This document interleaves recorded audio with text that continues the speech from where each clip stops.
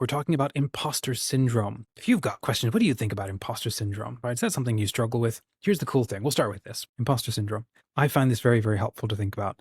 You actually have to be talented to have imposter syndrome, right? If you don't have any sense of your own excellence, I don't think you have imposter syndrome. You just have people who are like delusionally feeling of capability, delusions of grandeur, right? They're just out there doing stuff. You know, the kid with the bicycle who wants to go over the ramp and you know that ramp isn't secure and he's like, watch this, no hands. Delusionally self-confident. No imposter syndrome there. Versus, I don't know, what's the name of that guy who gets on skateboards?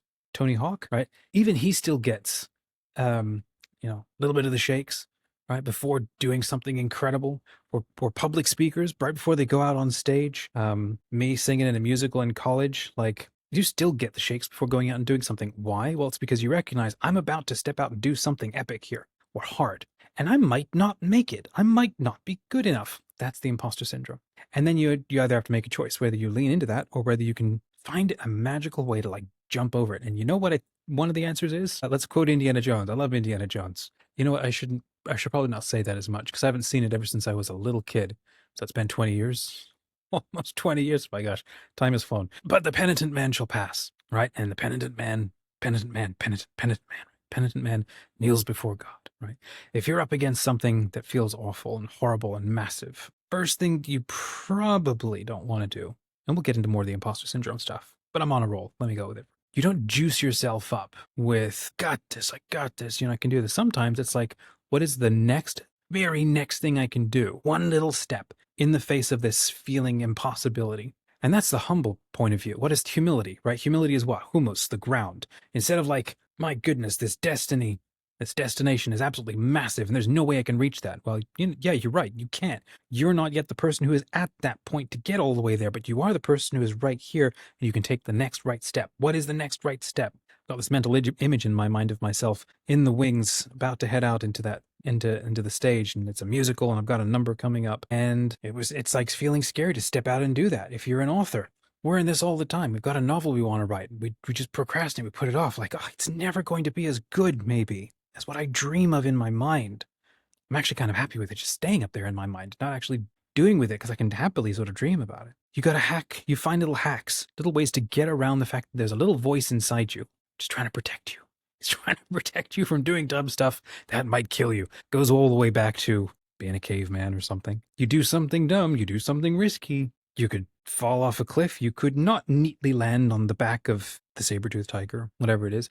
The dangerous, watch this, guys, what's beer in caveman days? Probably still beer, actually. Hold my cave beer. Anytime you do that sort of stuff, you probably don't get a second chance. And so there's a voice inside you. Anthroposophists, right? Or deep theological, philosophical types might go, well, you see, that's called the guardian of the threshold.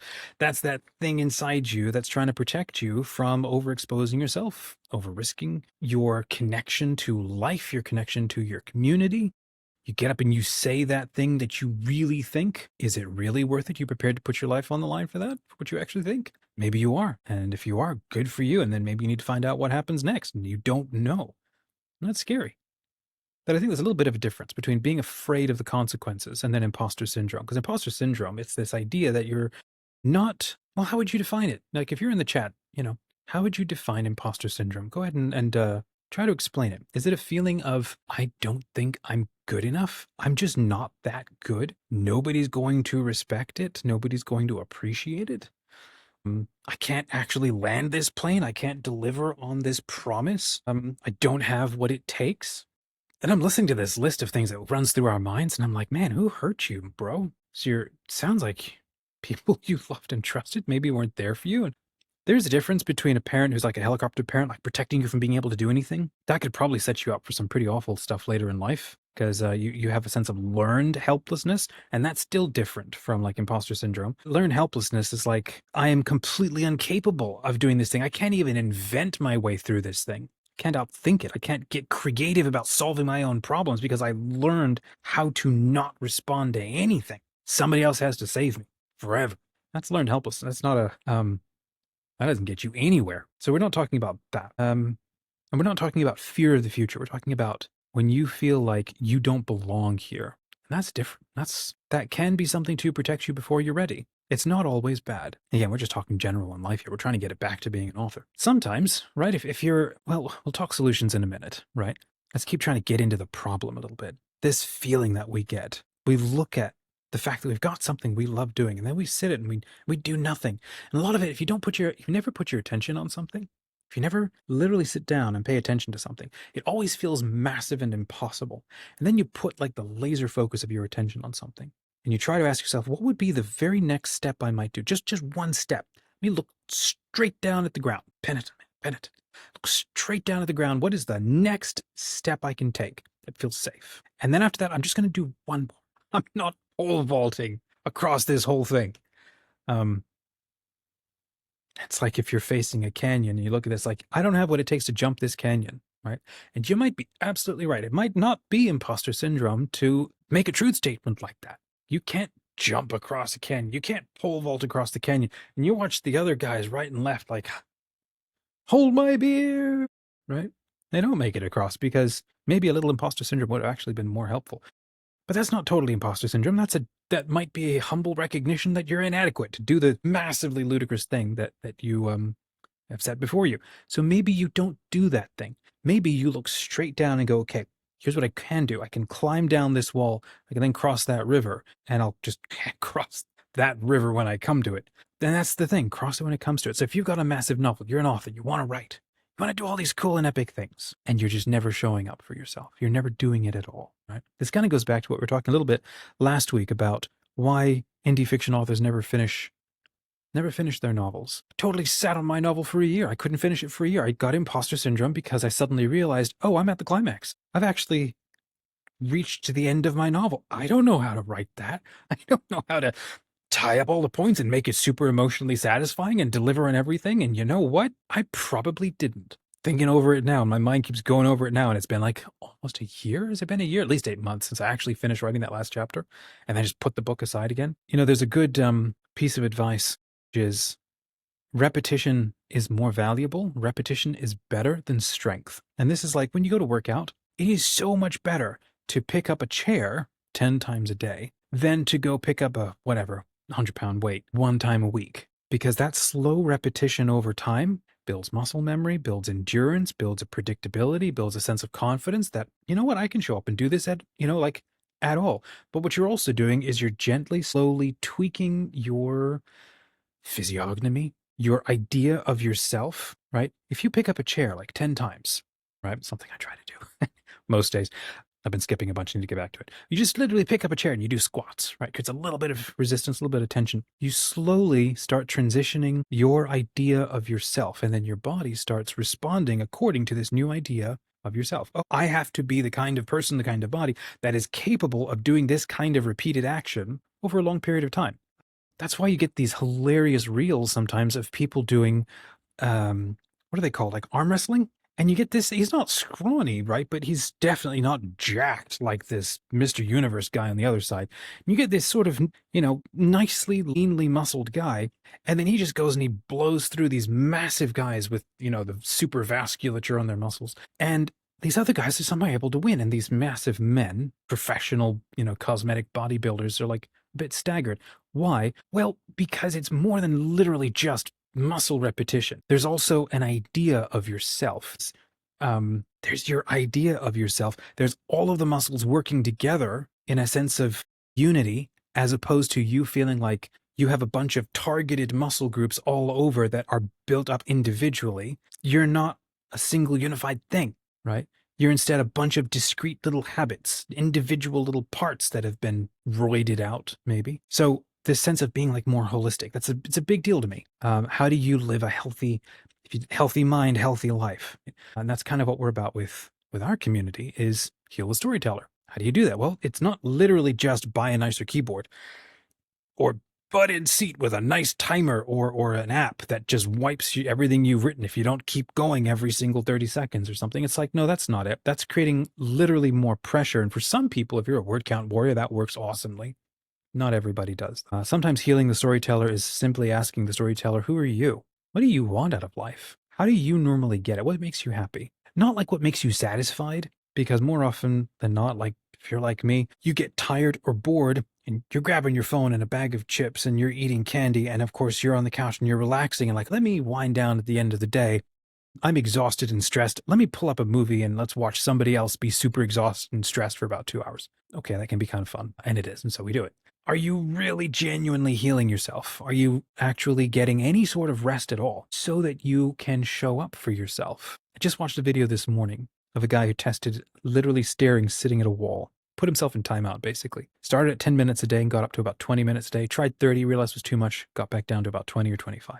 And he noticed that he outperformed his best week simply by staring at a wall. Now, he also did a couple of other little things. So he put on a timer, he sat in front of a chair and he stared at a wall. And I kid you not, I sat and stared at that wall this morning for a timer about 10 minutes, right after waking up, because I pulled up YouTube right after waking up and I watched that episode or that movie. So I decided, okay, I need to calm myself down. Otherwise, I'm going to be grabbing for tech all day long. And every time you do that, you siphon off. It's like cutting a nick, cutting open a little artery, and you lose energy. It just sprays all over the place, and you lose it. And you don't have it from when you need it. Then you get to the end of the day, and you've got nothing left. You feel absolutely wiped because you've got tons of screens open, and your attention's everywhere. And if you're like me, you have ADD. It's like even worse. Like you're technically with ADD primed to be able to look at everything. Comes at massive cognitive cost. Massive, comes at regular burnout and headaches and stuff. It's probably why I like a ton of butter. Facts. My brain needs to like regrow constantly. I'm losing where I was going. Resetting, calming down, showing up for yourself. If you're always go, go, go and busy, busy, busy, you don't have any energy for yourself, for the things that you actually want to do. So maybe it's a good idea to try that. So I've got a running experiment for myself, which is no social media, right? I started it like over a month ago and it's actually been really cool. I got rid of Facebook and I got rid of Instagram and X and decided the only ones I'm going to keep are YouTube because my feed is full of movies, or not movies, videos for watching and learning stuff. Kindle, because I want to read more books. Substack, because I post on there all the time and I get lots of interesting things. So I went from like an attention feed to an interest-based feed, like stuff that actually interests me, not what they want me to be interested in, mostly. And now I'm trying to take the next step of like, okay, I need to get back to daily walks. I usually try to walk for like, half an hour, maybe 45 minutes if I can get it. And the first 15 minutes, the first lap of the neighborhood is like nothing. Just look at the world, just hear the birds, just listen to the wind. That's it, to reset. And I'm usually able to come back and get into a flow state really quickly after that. Plus sunlight, fresh air. If you're stuck in a cubbyhole like this for most of your day, that's also not good, for your more holistic sense of being a human being. So let's keep working our way back to what we're talking about, imposter syndrome, and then how to start healing it. So if you're trying to write a novel and you've been putting it off, you've been trying to write a story, you've been trying to write anything, sometimes it's because the feeling of the task is so big because you literally haven't broken it down and thought about what is the next step just for today that I can do. I love this line, which is if you don't have confidence, get evidence. So maybe even after writing like a whole novel and like 3 actually novels, if you're an indie fiction author out there and you're like, I just wish I could write a novel like at all. And I'm saying like, I've written 3 that I'm kind of proud of and a ton of short stories, and I still feel imposter syndrome about starting the very next project. So it doesn't go away. So, okay, now what? So you're telling me it doesn't get better? It's like, well, it's like anything. It never goes away. Life stays hard. So we got to get harder. We have to build up our response. And okay, all of this is very nice. This all sounds very theoretical. What do you actually do, bro? Well, systems. You know what I find is a hilarious thing is the answer to almost everything is systems. And that literally means, what do you do? When this happens, what is your response? What is the plan? Okay. A business, any sort of business that you go and you hire anybody for or buy something from, it's like a black box of systems. Something goes in, goes through a clear process, and then something else comes out. And it's a predictable thing and it runs every time. And if it stops working or being as effective, you change the system. Companies or brands or businesses, like you probably get this if you're working, maybe you're taking time off of work to actually hang out here and sort of revive yourself, which if that's the case, let me know in the comments. I'm hoping it's kind of reviving or interesting because work can be mind-numbing sometimes. But when stuff stops working at work, you usually go, it's because there's supposed to be a process in how stuff gets done. Otherwise, nobody knows what it is.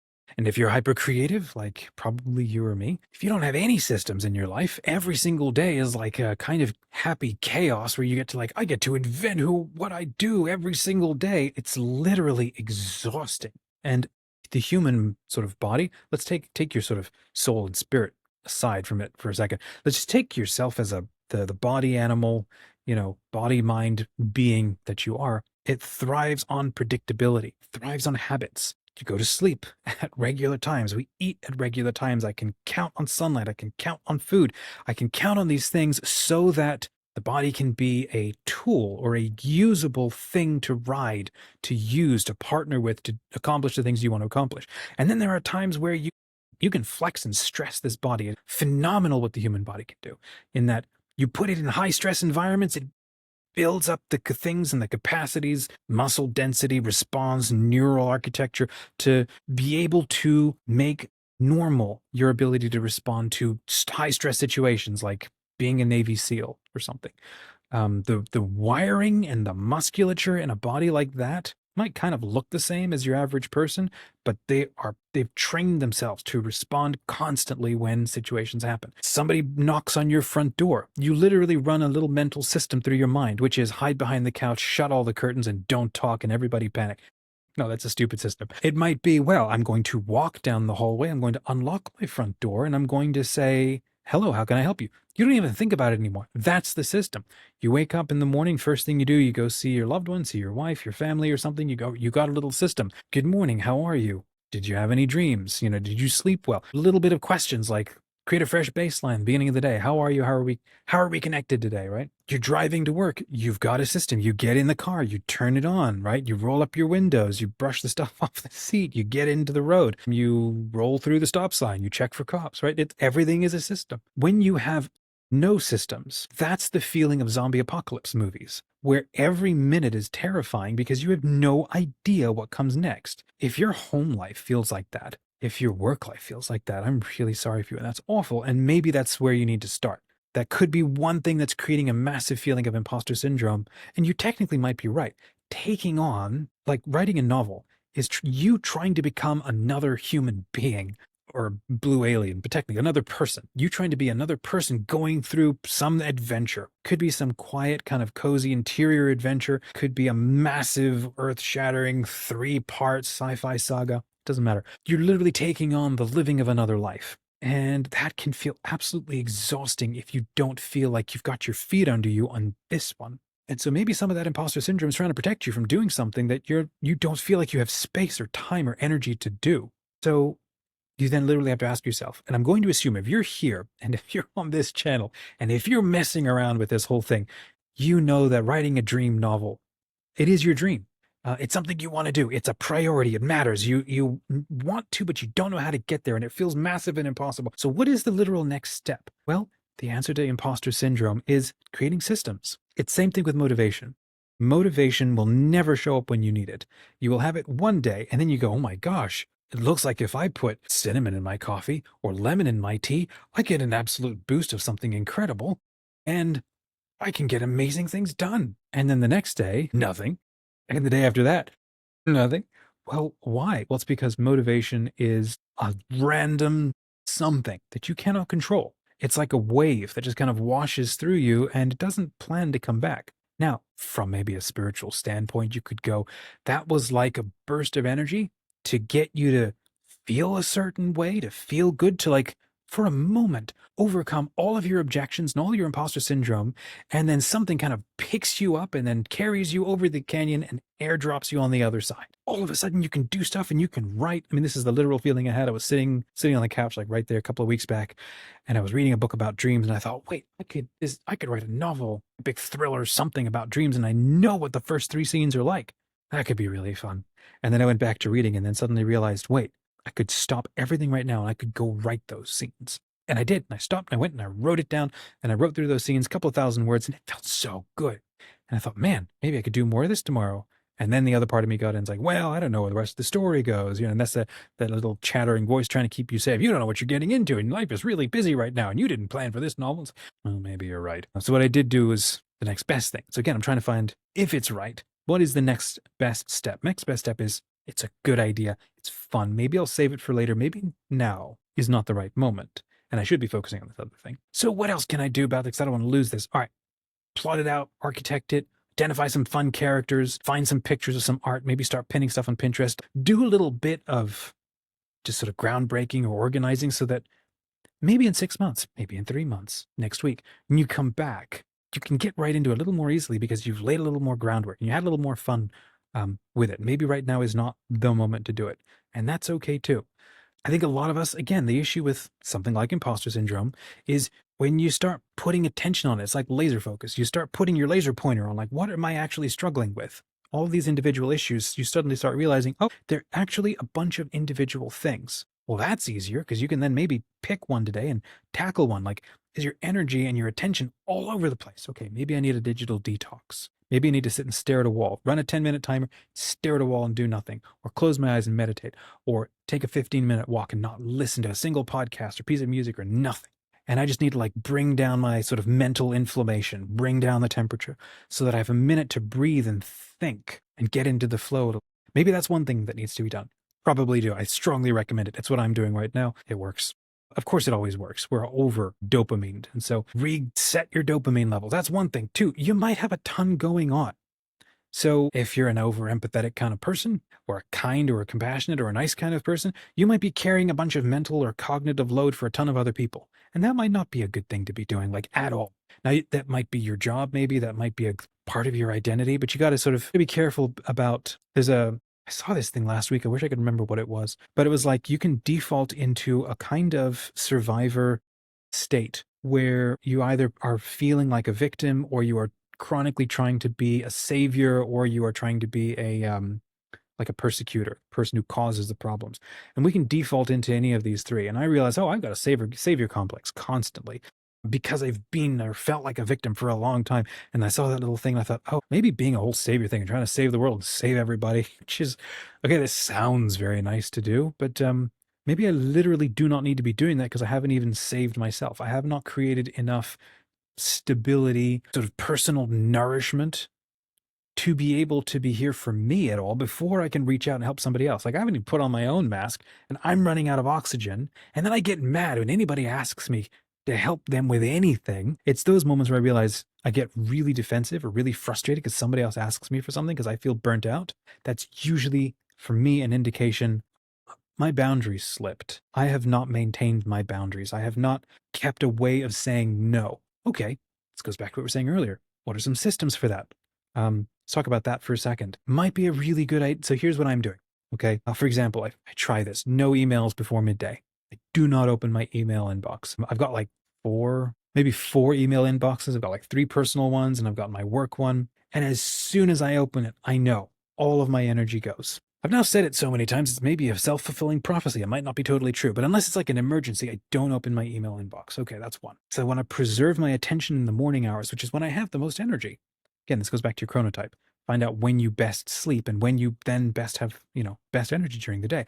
And lean into that period of the day and do your best work. Schedule it for that time. So that's 1. 2, people Slack me, text me, or ask questions. I will not respond immediately. In fact, never respond immediately unless it's somebody incredibly important or it's a high, response situation. Maybe don't respond immediately. Now, of course, if it's at work and if it's your boss and you're not supposed to be paying attention to anything else, then that's a bit of a different situation. But again, it's about, for you, literally telegraphing to yourself, am I safe right now? Am I in control of my own time right now at all?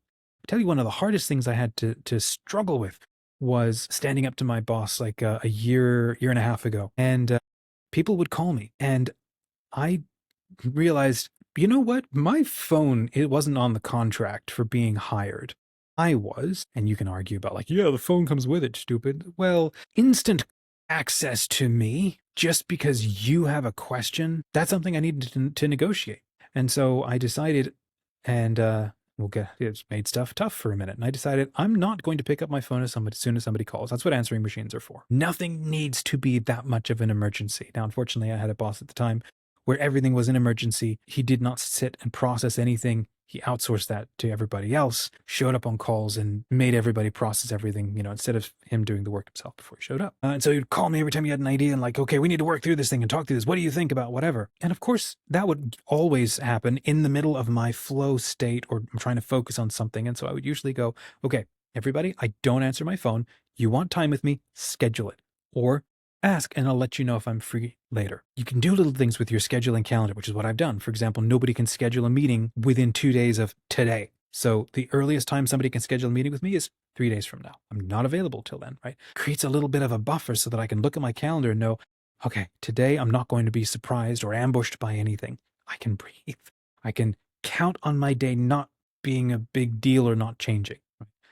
You might also set it up that you can only allow 3 or 4 meetings on a given day. So you put buffers in between meetings. Don't let things be back to back so you have no time to think in between them. Cap the max number. So again, you're not going to get burnt out. I have done days where there've been like 6, 7, 8 back to back, meetings, or sometimes they were a mix of interviews and job offers and demos and stuff. And it's like, and you're still trying to keep your job going and all of this. And it's like exhausting. That's not necessarily a good thing. So maybe try to control your schedule. What can you control? What is one thing, if you feel like you can't control anything, find something that you can control to create a bit of a system around that. Maybe talk to your team about, if you're a creative person. If you're not a creative person, these are totally different issues for you.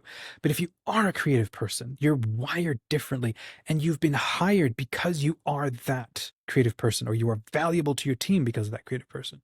Hey friends, looks like Warmel, I don't know how to say your name, excuse me, I'll call you Warmel. Good to see you. Hi. Creative people do not function exactly the same way as everybody else does. You try to put a creative person in the same, function and rut as everybody else, and they will burn out. Creative people need decompression time, need creative refilling time. And I remember my boss telling me, when I call, you pick up your phone. You will pick up. So I didn't pick up every other time. And he still didn't like that. Anyway, we're talking about systems. Can you create little systems? You've got systems that run most of your day.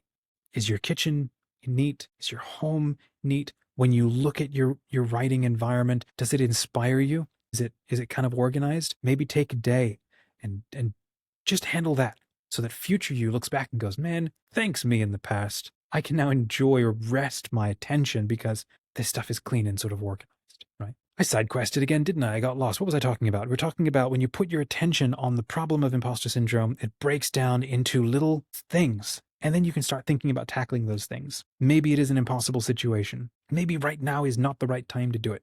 Maybe you don't have any systems and you don't know how to take the literal next step. A system is just a stack of steps that you can then share with somebody else, or you can share with yourself, or you can just practice until you repeat it and turn it into a habit. What is a habit?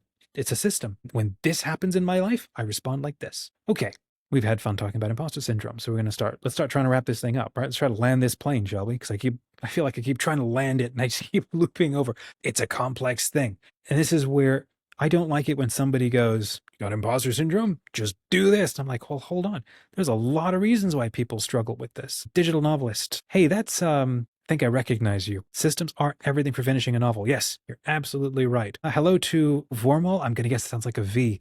I'm glad that you're enjoying the channel since the Obsidian tutorial video. I know that's been such a funny video for finding all kinds of people. I recorded it for like 2 friends, and now there's like 150,000 people have sort of started it or watched it. Hello from Germany. Hi, I'm in Virginia in the United States. Okay, so imposter syndrome can make up a lot of things. The thing that is actually imposter syndrome is like one sort of chunk in a bunch of other chunks that are probably clogging your brain and stopping you from being able to focus. Actual imposter syndrome is the literal feeling that you can't do this, that you're not worthy, you're not ready, nobody will care. It is literally how I feel about starting my own YouTube channel to talk about a whole bunch of other topics that I want to talk about. And I literally go round and round in my mind. I really want to do this. I would love to do this. Or this novel that I want to write. I would like to do this. There's a big difference again. I'm going to keep trying to, I want to encourage you to let's take the heat down, right? Let's take the pressure down in your mind. It could be imposter syndrome. It could be life is awful right now. It could be a ton is going on. It could just not be the right time. There could be a lot of things going on. Let's say we put all those aside. Let's say that it's literally imposter syndrome and you're feeling like, I can't do this because I'm not worthy, I'm not ready. Well, okay. What might you tell yourself? Like if say a loved one came up to you and they said, I've got this really wonderful novel that I want to write. And it's going to be so cool. And here are these characters and I love them. And I don't know where the ending goes yet, but here's the opening scene. It sounds really cool, right? And you're listening to your your best friend, and they start talking like this, what would you tell them? I'm pretty sure if you're like most nice sort of human beings, you would go, that sounds great. You should do it. Maybe, maybe don't ask me to read it until it's done. Or they'd be like, I'd love to read it when it's ready. Okay. It's like, that's a nice little piece of encouragement. It's not very helpful for an actual author. Okay. You're sort of an author. You know how authors work. And you're looking at your best friend or your loved one, and they're like, I really want to do this thing. And you're like, okay, looks like this really matters to you. What are some things that maybe I can help with so that you can sort of focus on this? Now, where might that conversation go? The author, your loved one, your best friend might go, I don't know, I don't think I can do this. And you might look at them and you might go, you know what? You've written or you've entered a short story contest almost every year of your life. You've got the chops. You can do this. Or you've never written anything in your life and you're trying to go full on into a novel, right? And you're looking at your friend. Well, what's also true? You have watched a ton of movies, maybe, or you've read a ton of books, or you are fascinated on this topic and you never stop talking about, I don't know, how people didn't have maps in the Middle Ages. And so people should stop carrying them around in fantasy novels. And you're a total nerd about this other stuff, or whatever. Usually if you're writing a novel or something, it's coming out of a bunch of shared other interests. So you might look at that person and go, you're really good at all this other stuff. You're just now having to learn a new skill to sort of translate and turn some of that into a new way of talking so that you can share it with somebody else. You're really good at this. You taught yourself to do all of that. Nobody else taught you. You probably showed up because you loved it. Now you're starting to love this new thing. It's okay to be a little bit unnerved or scared or something. I think you're going to be really good at this too, right? Well, what have you just done? You've taken your friend and you reminded them you're actually really good at a bunch of stuff. You're actually got a lot of capacity to do hard things. Maybe you can now learn to do this too. And so then again, it's like, okay, let's go all the way back to the beginning of this conversation. What is the next right step? All right, penitent man, you look straight down. What is the next step that you can take? And you might ask your friend, all right, writing the whole thing feels absolutely overwhelming. And you're right, it might be totally overwhelming. So don't do that. Don't write everything. Maybe describe your main character. That's it. Let it sit for a day. Let it sit for a week, maybe. What are you doing? You're doing one thing, one task. You're training yourself to think of, I've got an idea, but I don't have a system on how to get there. And a system or a series of habits or a series of steps or little actions that are really simple. Well, what are some little things you could do? Okay, so maybe now you're not just talking to your best friend, your loved one. Maybe you're talking to you. Maybe you are the kind of abandoned child stuck in like a little dark room in the back of your brain, and you want to come out and play in the sun, but you're afraid to come outside because something's going to happen to you. It's like, well, maybe nothing will. And there's now grown-up you that's able to come and go, hey, it's okay. I've got us. Come on, I'll hold your hand. I, as the adult, now know how to survive life a little bit, maybe, hopefully. I know how to get us to work. I know how to get us back from work. I know how to keep us fed. I know how to, we don't need a parent anymore. We've got this. I've got this, right? I can make life a little bit stable. I can start pushing back on people. And if work is absolute crap, then maybe what I can start doing is putting up little mental boundaries in myself. I'm just not going to care anymore. And I might have to work hard at this for a week or something. I'm not going to care anymore. They're not paying me to care for everybody at my job. They're paying me to show up and do a task. They're paying me to bring my systems and my habits and my creativity to work to do something cool that they find valuable, but they're not paying me to emotionally carry and be there for everybody. So maybe, if you feel like tentacles connecting you or spider threads or lifelines connecting you to all these people, maybe you need to literally cut them off, chop them off, slowly kind of detach them. Stop checking in on these people who don't care about you. Never reciprocate. All of this stuff is draining when it's coming out of you and there's nothing coming back in. It's totally different when the lady in the lunchroom is really nice and genuinely asks you questions. And that, those friendships, those leave you feeling good because there's reciprocity, right? It's going back and forth.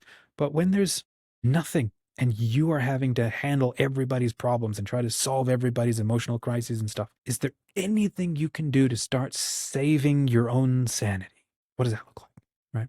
And of course, inner child you, creative you, who was an absolute bomb at creating and having fun as a kid, might look at you as an adult and go, I want to, but I don't totally trust you yet because this keeps happening. So I don't think I can do this. So maybe your imposter syndrome is actually battling with some of these other things.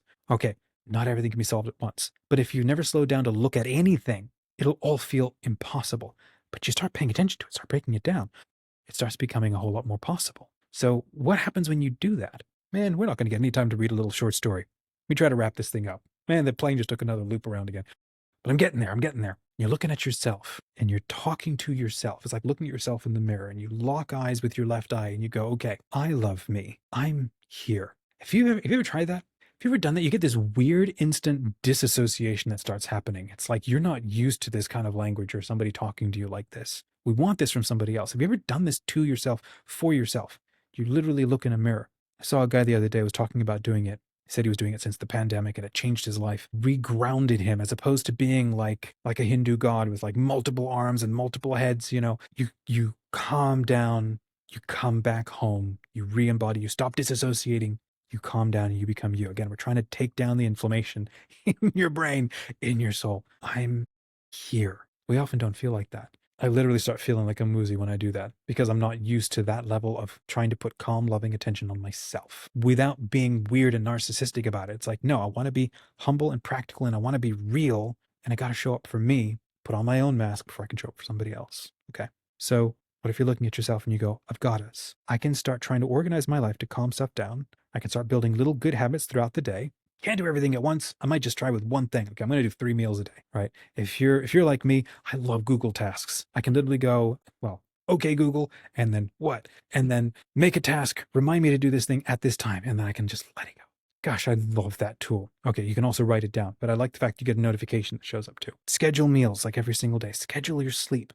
Do things on purpose. Right? You won't get everything done all at once, but you start doing these things. Okay, you can get rid of some of the other problems, then you can get down to the imposter syndrome part. And the imposter syndrome goes, I don't know that I can do the next thing.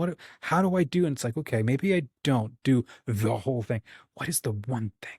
Because you've got the talent, you've got the skill, because look at the rest of your life. I'm assuming you're not a complete failure, otherwise you're probably not hired. You're probably, successful at something. People appreciate you for something. What is that? Because you probably had to put some time and attention into that.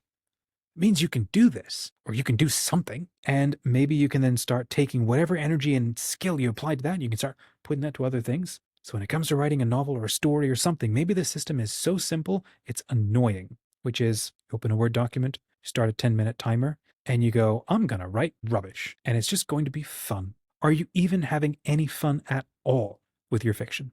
Because if you're trying to teach yourself to fight the page, I'm not convinced that's a good thing. It's like, think of that little child in the dark room, and you're standing at the door in the sunlight trying to yell at them for their own good to get outside. And they're just terrified of the sunlight. Well, that's not a good thing. What if you were to lead them by the hand? What if you were to kindly, lovingly lead them by the hand and welcome them out? That's a lot easier. I like to think that that is a more holistic, healthier way to go about your creativity. And so maybe what you do is you clear the way. We're going to clear the dirt out of the way of the front door. We're going to clear the brambles out of the way of the front door. Anything that's going to scare that creative, sensitive thing from being able to come out. We need to clear that out of the way. Okay. And then we're going to put some paving stones down.